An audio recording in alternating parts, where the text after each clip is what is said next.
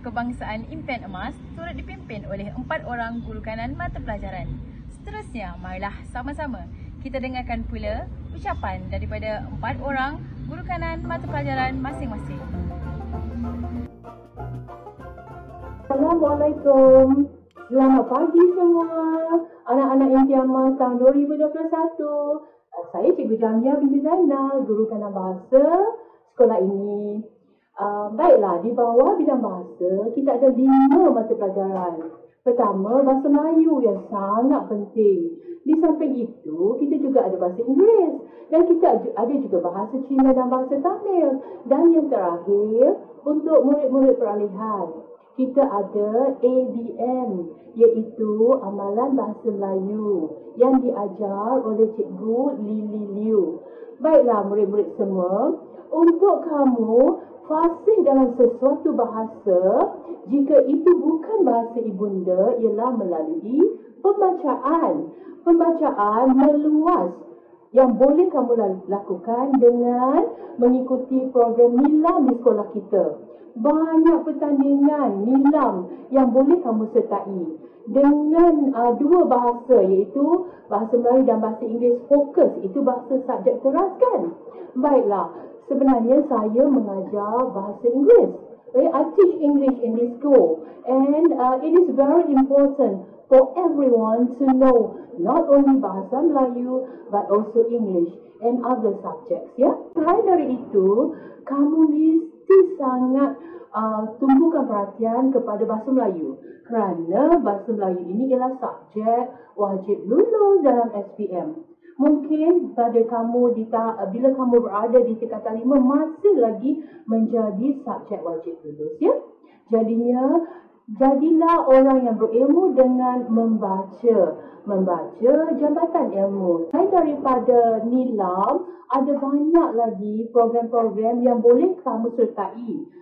Jika kita balik bersemuka nanti, kita juga ada program membaca 5 minit, iaitu semasa kamu datang ke sekolah, kamu belajar baru kan? Baik, cikgu pusat sumber dia akan turunkan bako-bako berisi bahan-bahan bacaan yang banyak dan kamu catatkan di dalam buku nilam kamu. Dan mata untuk nilam itu diambil kira sebagai mata co-curriculum. Ya, sangat penting. Dan membaca itu memang akan menjadikan kamu orang yang lebih berilmu daripada orang lain. Ya.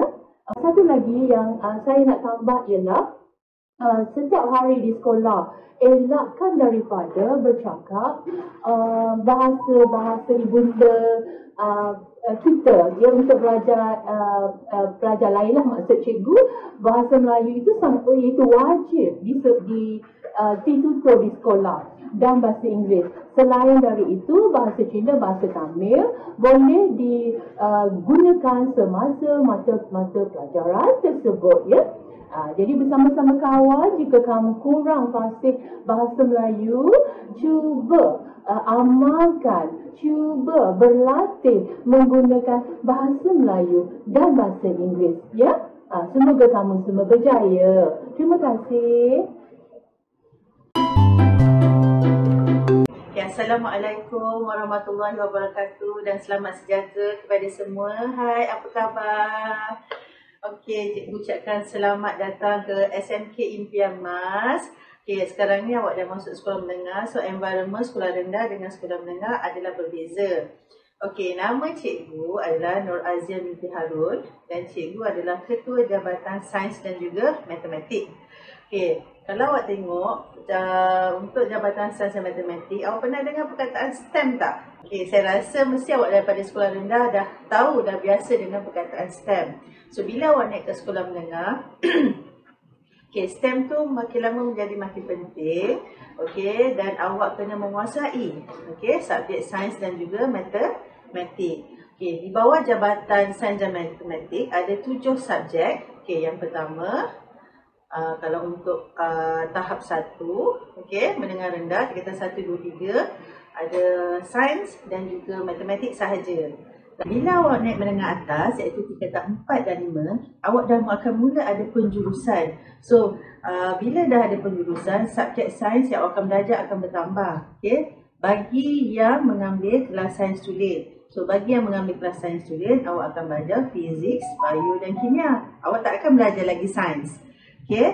Matematik juga akan bertambah. Selain daripada matematik, awak akan ambil matematik tambahan.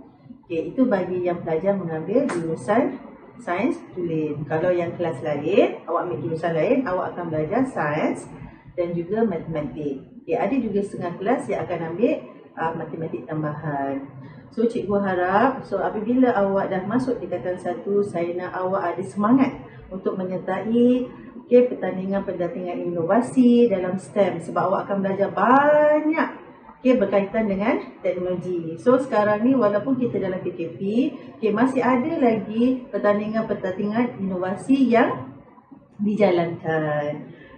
Saya harap awak akan gembira dengan suasana yang baru, dapat menyesuaikan diri dalam situasi yang baru. Itu saja daripada cikgu. Semoga kita berjumpa lagi.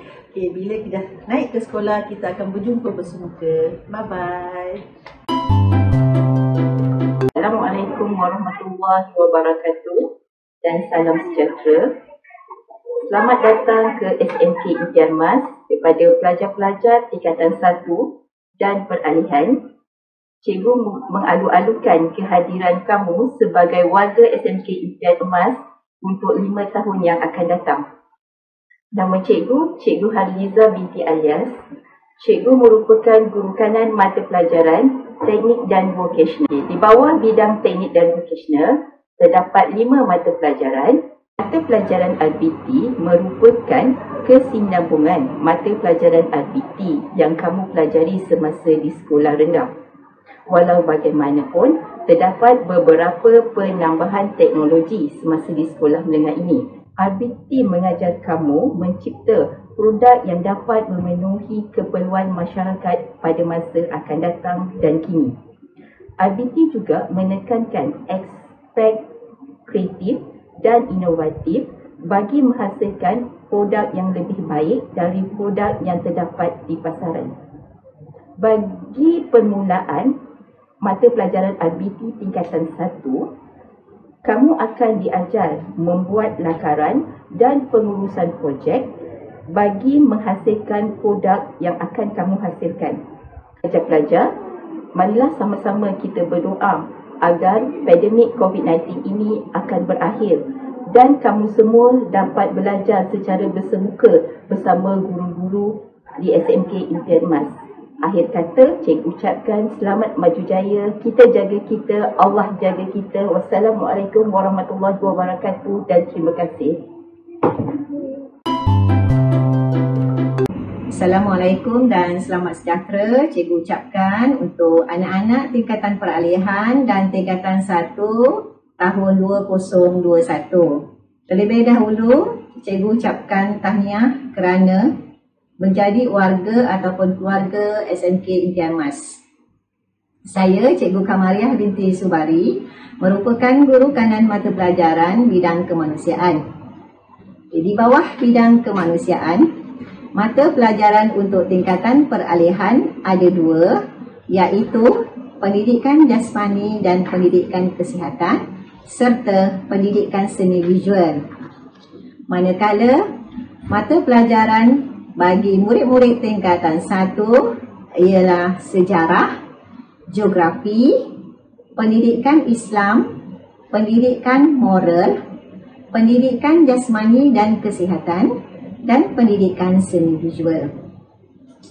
Kata, cikgu ucapkan selamat menuntut ilmu di SMK Impian Mas dan semoga anak-anak seronok berada di sini. Sekian, terima kasih. Bye. Hidup tidak selalunya indah, langit tidak selalunya cerah. Sekiranya murid-murid mempunyai masalah, bolehlah berhubung dengan unit kaunseling Sekolah Menengah Kebangsaan Impian Emas. Kini, marilah kita dengarkan pula taklimat unit bimbingan dan kaunseling Sekolah Menengah Kebangsaan Impian Emas daripada Cikgu Elina Pamela. Mari kita saksikan.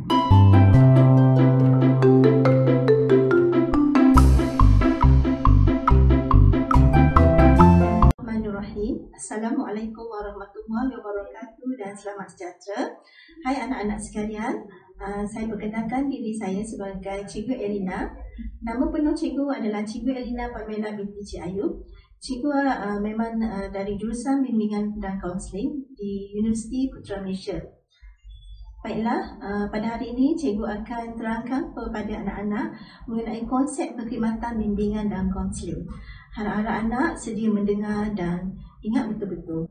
Baiklah anak-anak sekalian, di sekolah SMK Impian Emas terdapat 3 orang guru bimbingan dan kaunseling. Di sebelah pagi ada 2 orang, iaitu Cikgu Hafsah binti Muhammad dan Cikgu Kristina anak perempuan Sauriapan.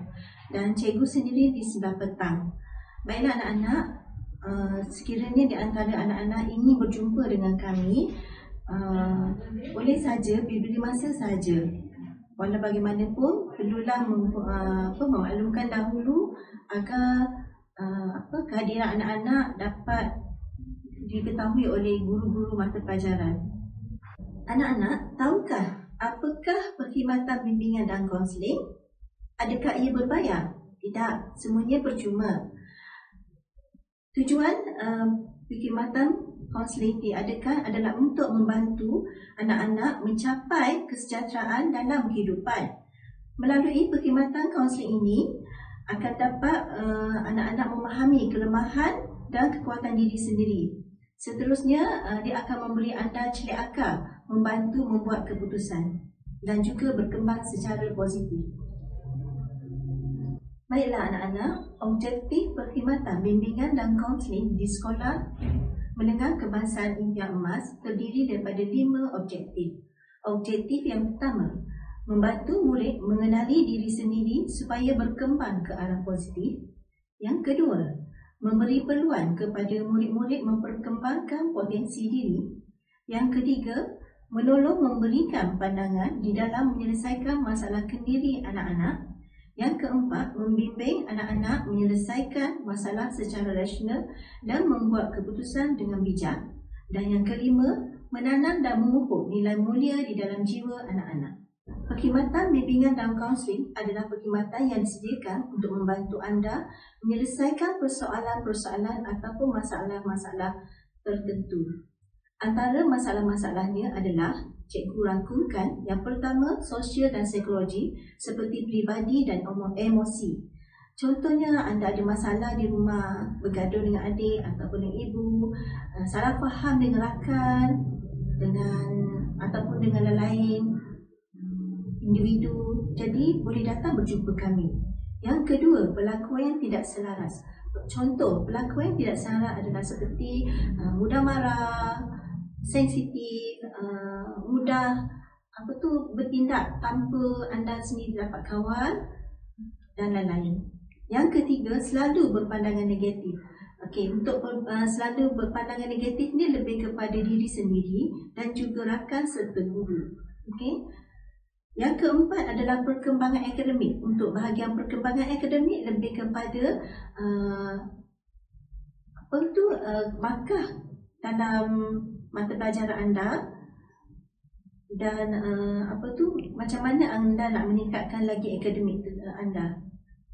Yang kelima, belajar dengan lebih berkesan. Untuk bahagian belajar dengan lebih berkesan, cikgu akan berikan anak-anak tentang kaedah belajar dengan berkesan, bagaimana nak memahami sesuatu nota itu dengan lebih baik, bagaimana nak fokus di dalam kelas dan sebagainya. Yang keenam, merancang masa. Untuk bahagian merancang masa, cikgu akan beri anda kaedah pengurusan masa dan juga jadual. Dan yang ketujuh, akhir sekali, maklumat kerjaya dan juga maklumat dari IPTA dan juga IPTS. Jadi untuk bahagian maklumat kerjaya, maklumat ini akan cikgu sampaikan melalui ilmu-ilmu ataupun sebarang dari semasa ke semasa. Baiklah anak-anak, setelah menjalani sesi kaunseling, anak-anak akan merasai satu perasaan ataupun suasana yang positif pada diri. Antaranya ialah anak-anak akan lebih memahami diri dan persekitaran semasa. Yang kedua, anak-anak merasa lega kerana dapat meluahkan perasaan yang ada pada diri ataupun perasaan yang tidak selesa. Yang ketiga, anak-anak akan dapat rasa kekurangan tekanan dalam diri. Bila tekanan dalam diri itu dah hilang, automatik anak-anak akan merasa tenang. Yang keempat, anak-anak dapat berkongsi perkara dengan orang yang sudi mendengar masalah yang sedang anda hadapi, dan yang penting sekali, boleh dipercayai. Yang kelima, anak-anak dapat mengenal pasti cara penyelesaian terhadap masalah yang anak-anak hadapi. Dan yang keenam, dapat mendengar pendapat daripada orang lain. Cikgu-cikgu anda adalah pilihan yang tepat untuk anak-anak meluahkan perasaan. Dan akhir sekali, anak-anak merasa selamat kerana maklumat yang anak-anak kongsikan bersama guru bimbingan kaunseling boleh dipercayai kerana etika kami adalah kepercayaan. Anak-anak, bagaimanakah guru bimbingan kaunseling boleh membantu anak-anak? Yang pertama, dengan meluangkan masa untuk mendengar masalah anda. Maksudnya, bila anda berjumpa dengan kami sanggup luangkan masa bersama anda mengikut keperluan anda sendiri. Yang kedua, anda dapat menyuarakan pandangan secara bebas.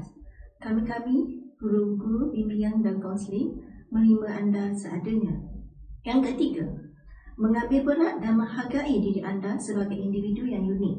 Apa yang dimaksudkan dengan unik? Unik itu bermaksud setiap individu adalah tidak sama. Setiap individu mempunyai kelebihan, kekuatan dan juga kelemahan. Yang keempat, kami guru bimbingan dan kaunseling menerima anda seadanya. Yang kelima, membantu membawa anak-anak ke arah kejayaan dalam akademik, pembangunan kediri dan juga kepimpinan. Yang keenam, anak-anak akan kami bimbing merancang secara bersama tindakan yang boleh diambil dan tidak boleh diambil. Yang ketujuh, apabila menjalani sesi kaunseling bersama kami, anak-anak akan dibimbing dalam cita-cita dan kerjaya untuk masa hadapan anak-anak. Baiklah anak-anak, sebenarnya ramai anak-anak yang berfikir apabila seseorang itu datang ke bilik kaunseling, seseorang itu dikira individu yang bermasalah. Tidak, anggapan itu adalah tidak benar sama sekali.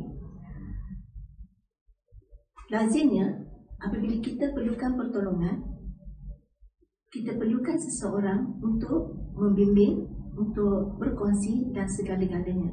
Dan itulah fungsi kami, guru bimbingan dan kaunseling. Oleh itu, semestinya seseorang yang datang ke bilik kaunseling berkunjung ke sini adalah bukannya individu yang bermasalah.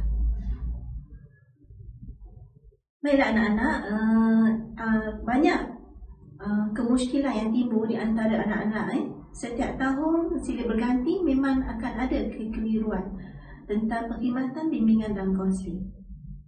Di sini cikgu ingin mengambil peluang untuk menjelaskan kepada anak-anak mengenai perkhidmatan bimbingan dan kaunseling.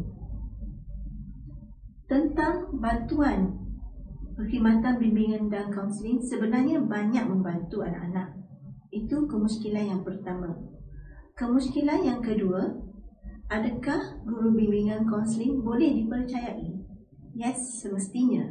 Guru bimbingan kaunseling adalah pilihan yang terbaik yang anak-anak boleh dipercayai.